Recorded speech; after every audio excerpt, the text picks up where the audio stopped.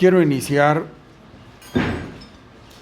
con un agradecimiento a la Barra Mexicana, Colegio de Abogados, y de manera particular al capítulo de Derecho Civil.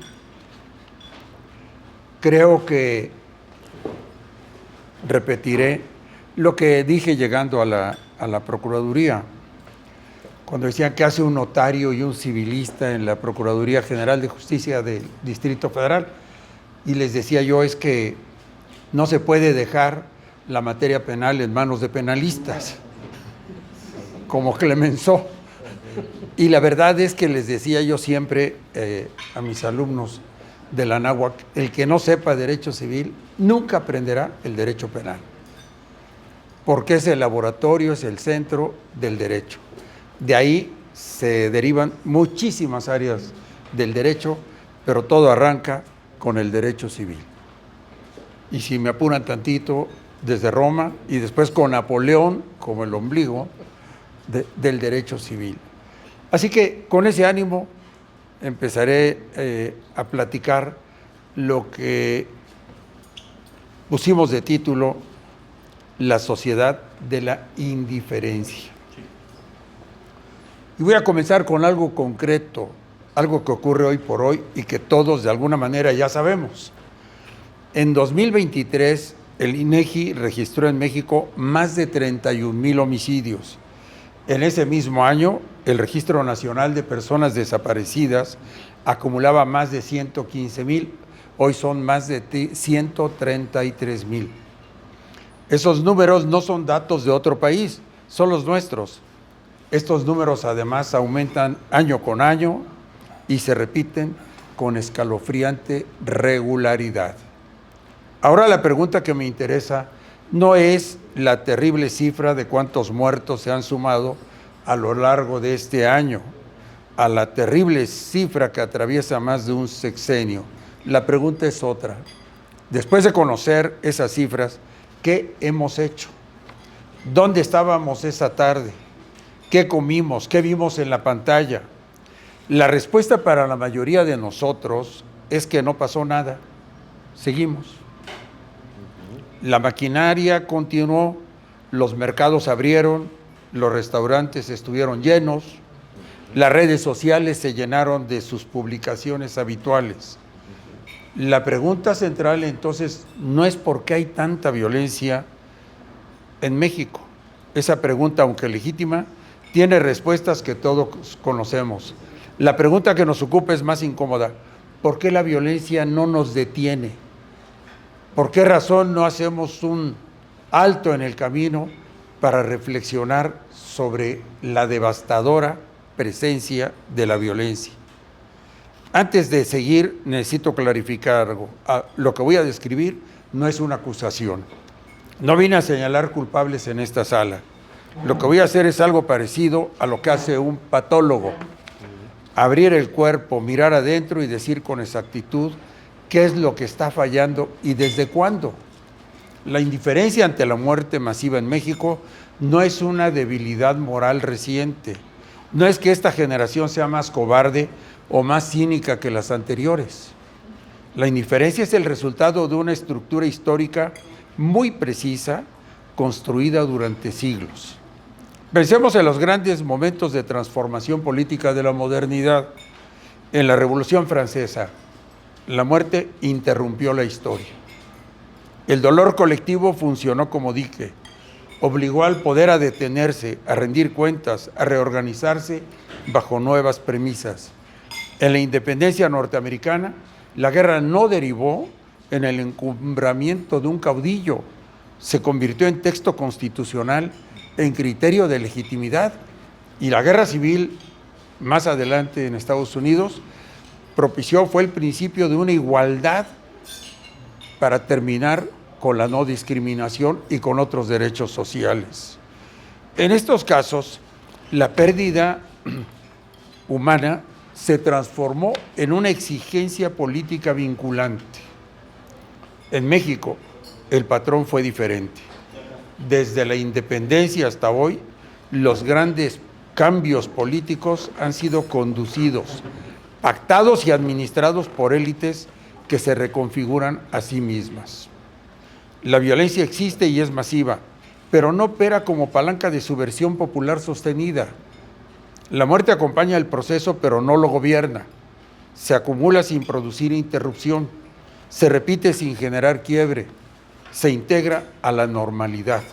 Todo lo vemos como normal. El punto más preciso es este: México no elaboró sus traumas fundacionales en duelo político. La herida no fundó un nunca más. La pérdida no se convirtió en criterio de exigencia, y esa ausencia, que en un principio fue un rasgo histórico episódico, con el tiempo se convirtió en sistema. El régimen no inventó la indiferencia, la perfeccionó. Tomó una constante difusa y la convirtió en procedimiento regular de gobierno. El resultado de este análisis se cristaliza en un libro que pronto tendrán en las manos, que se llamará La tiranía de la indiferencia, que estoy escribiendo con Jaime Tobar, que aquí me acompaña. Esa tiranía de la indiferencia hace referencia a un orden político que ha aprendido con una precisión que asombra que la muerte no lo detiene. El poder descubrió que puede coexistir con la barbarie sin correr riesgos. Ya no necesita ocultar a los muertos, ni negarlos categóricamente, como solía pasar en muchas tiranías del siglo XX.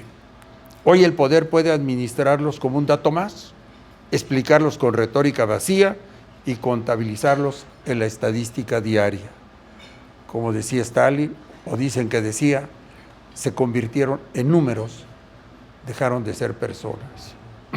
Y aquí viene el movimiento más perturbador del argumento.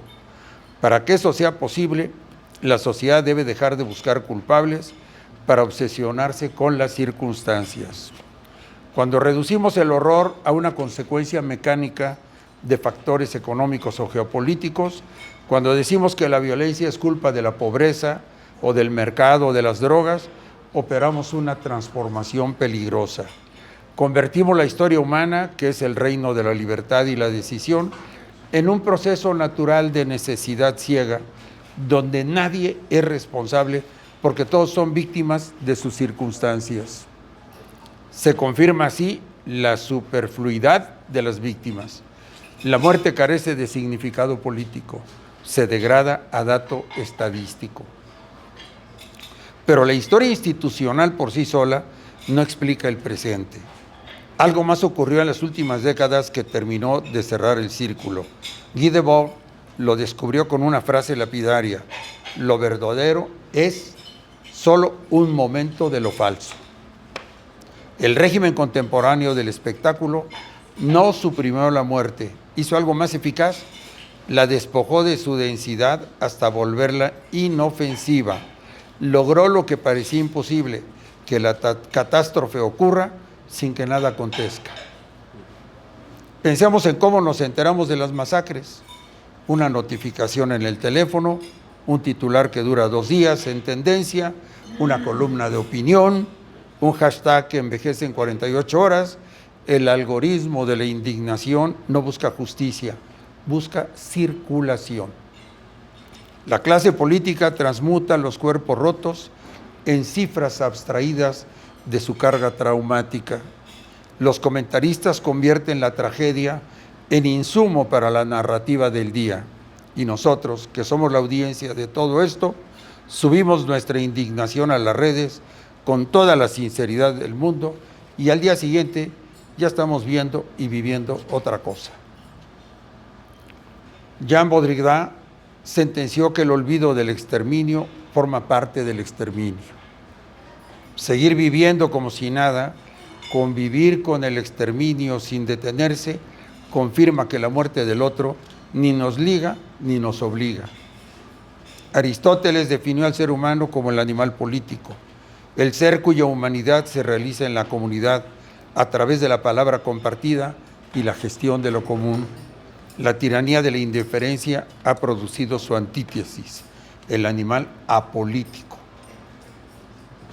Ya no les interesa el tema político.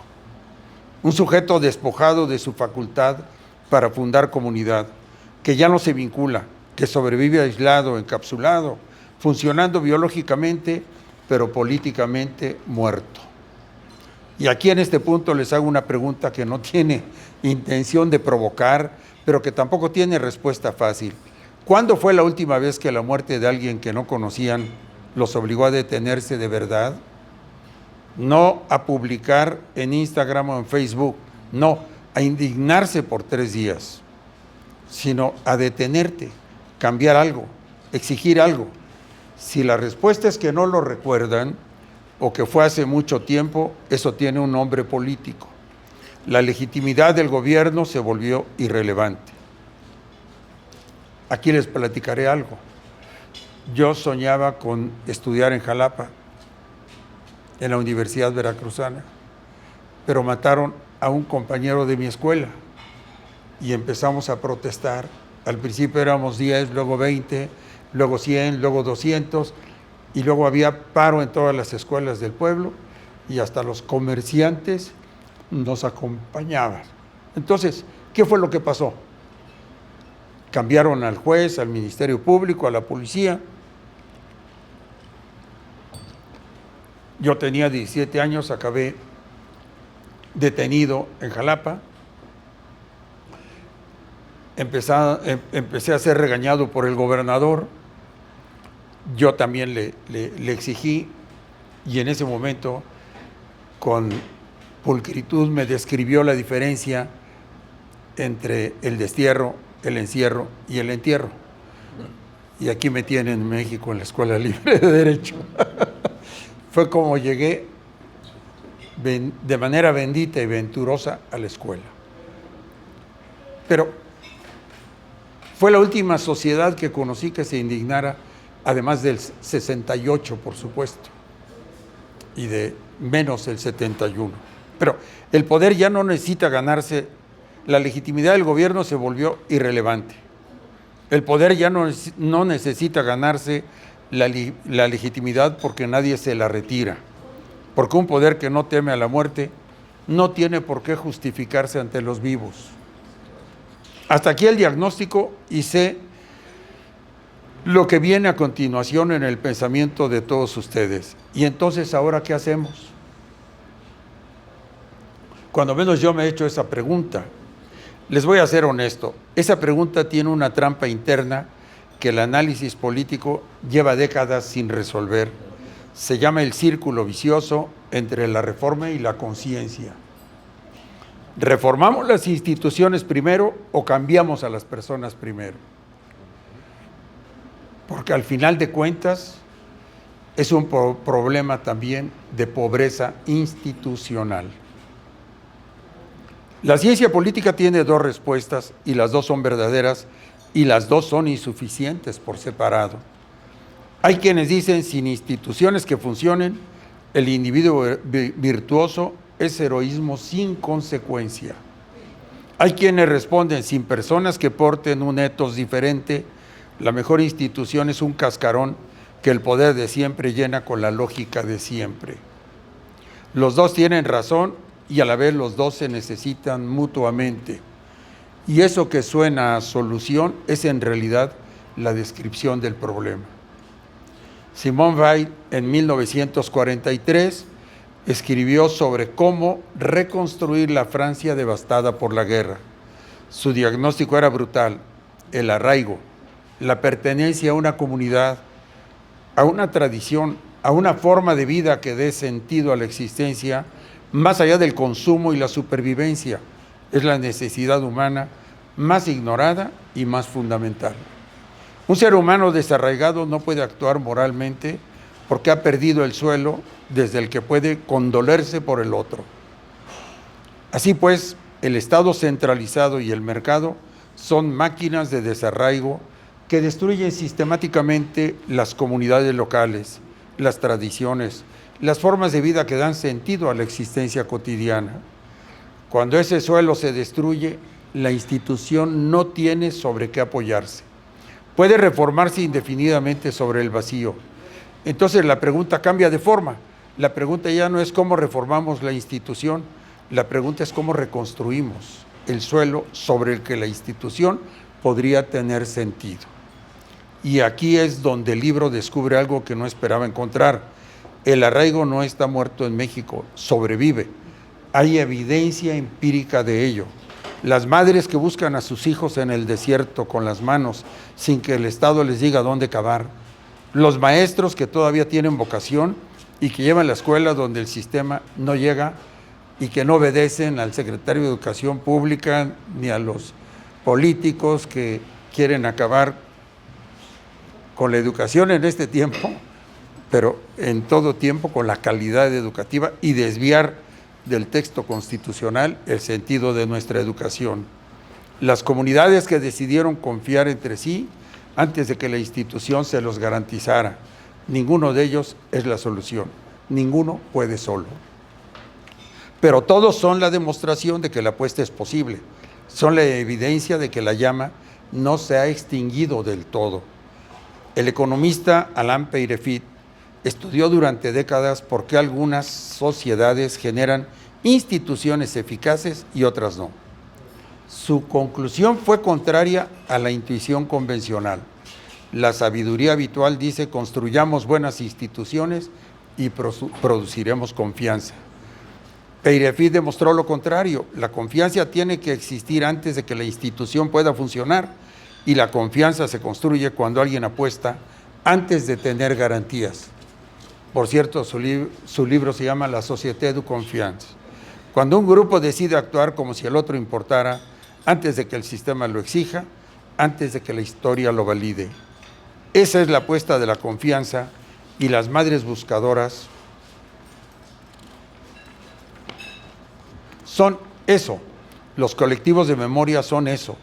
El acto político fundacional que precede a toda institución capaz de sentido. Soy muy consciente de que lo que acabo de decir puede sonar, a pesar de todo, a una evasión. Grandes tragedias, bonitos ejemplos de resistencia, pero ningún método. Tienen razón, el método no existe en esta conferencia y tampoco existe en ningún ensayo ni en ninguna política pública formulada hasta ahora, al menos no de forma que resuelva la escala y la urgencia que el sufrimiento mexicano exige. Lo que sí existe es una dirección. En abril de este año, el Papa León XIV dijo ante autoridades políticas en Argel: la verdadera libertad no solo se hereda, sino que se elige cada día. Esa frase contiene el argumento completo. La libertad hereda condiciones, las instituciones importan, el diseño importa, la reforma importa. Si hiciéramos una vuelta a la Revolución 1910, veríamos que México casi destruyó sus instituciones durante 19 años, hasta que la muerte de Obregón, 1929, calmó y un hombre llegó al poder, Emilio Portes Gil, precisamente egresado de la misma escuela que el rector y yo. ¿Y cuál fue su principal trabajo? No fue hacerle caso a Elías Calles, no. Su principal reto de entrada fue terminar el conflicto Iglesia-Estado, que lo hizo admirablemente, restablecer las instituciones a través de la administración pública, pacificar al país, cerrando o bloqueando a los militares, darle lustre a la educación, decretando la autonomía de la Universidad Nacional Autónoma de México, dándole libertad educativa a las escuelas libres, como nuestra escuela, de inaugurar los desayunos escolares y después ponerse a la disposición de las instituciones para seguir sirviendo como servidor público al país. Ese fue Emilio Portes Gil, que lo hizo tan solo en 14 meses. Fue todo lo que duró como presidente. Pero ese es el parteaguas para el desarrollo institucional de nuestro país. La libertad se elige cada día. la conciencia importa, el arraigo importa, la vocación importa. Las dos cosas son simultáneas y esa simultaneidad es exactamente la dificultad. Un país que ha aprendido a convivir con su propia degradación puede desaprenderla. Recordemos que hace 7 años, 8 años o más, escuchamos decir al diablo con sus instituciones. Y la verdad, iniciamos un proceso destructivo, erosionador de las instituciones. Y entiendo a las instituciones formadas de los 3 poderes y del Pacto Federal, que son el corazón de nuestra República, no nada más del Poder Ejecutivo, porque se afectó lo mismo la administración pública que el Poder Judicial, que casi se destruye. Entonces, esa frase de al diablo con sus instituciones tenía sentido, tenía dirección y tenía una gran capacidad destructiva. Por eso, ese desaprendizaje comienza donde siempre ha comenzado en la historia, con alguien que decide confiar antes de que el sistema se lo garantice. Todo lo que acabo de presentar es el esqueleto, la radiografía de una sociedad que desarrolló durante siglos la capacidad de absorber su propia destrucción sin producir ruptura. El reto, en consecuencia, ante el que hoy nos encontramos es si convenimos en que pareciera ser un proceso simultáneo, que a veces observamos que la sociedad avanza más rápido y las instituciones más lentamente. Hoy no es un problema de avanzar, hoy nos enfrentamos a una reconstrucción institucional del país, con una sociedad que no le importa, que es indiferente a los hechos. Construir entonces ciudadanía, sociedad, educación y al mismo tiempo desarrollar las instituciones es importantísimo. Pero me alegra ver cómo a veces la resistencia logra que las instituciones no desaparezcan. El ejemplo educativo que acabamos de ver, sin que se haya dicho mucho, es importantísimo. Los ejemplos que nos ha dado la universidad en el 68, en el 71 o el Politécnico también, es todo un ejemplo. La diplomacia mexicana con personal capacitado y desarrollado, o las Fuerzas Armadas con sus universidades y sus escuelas, o el sector de salud, son parte de la administración pública federal centralizada que, aunque intenten demolerlos o erosionarlos, siguen ahí más vivos que nunca. Entonces, el trabajo de reconstrucción tampoco será a partir de cero. Yo estoy consciente de que tenemos que trabajar mucho los mexicanos en los próximos años, cuando, no voy a decir cuando las cosas vuelvan a la normalidad, porque sería una frase común muy vacía de contenido, sino cuando podamos darle fortaleza a las instituciones, porque los países fuertes, los países ricos, los países con mayor igualdad, con mejores ingresos, son los países que tienen instituciones sólidas. Y me refiero concretamente a los países del norte de Europa. Todos esos países han logrado crear confianza y sinergia. Confianza entre sí en las instituciones y sinergia como una empatía y ejercicio de impulso hacia la construcción de las instituciones. Sería la mejor manera de terminar con la indiferencia de la propia sociedad. Y sobre todo, en un país como el nuestro, tendríamos la oportunidad de tener administración pública, división de poderes y Estado de Derecho eficaz. Y entonces diremos a las nuevas generaciones, no dejen que esto se caiga, porque al final de cuentas todo lo que el hombre hace es frágil. tenemos que buscar la manera de preservarlo. Y todos los días tendríamos que estar construyendo, no las frases gastadas de contrapesos, sino servidores públicos y funcionarios que, como me dijo un día Jesús Silva Herzog, economista, por cierto, cuando yo acababa de tomar posesión como procurador, me dijo: Nacho, ahora ya no se trata de ganar o perder, se trata de no equivocarse. Y solamente el que se apega a la ley no se equivoca. Ese es tu reto, ese es tu trabajo, y así tienes que desempeñarte de hoy en adelante, porque esa es la principal obligación de todo servidor público. Le agradecí esa frase, le agradecí ese consejo, y hasta la fecha lo traigo impreso en lo más profundo de mi ser: apegarse a la ley. Y esto es lo que nos hace falta para también seguir conservando nuestras instituciones. Muchas gracias.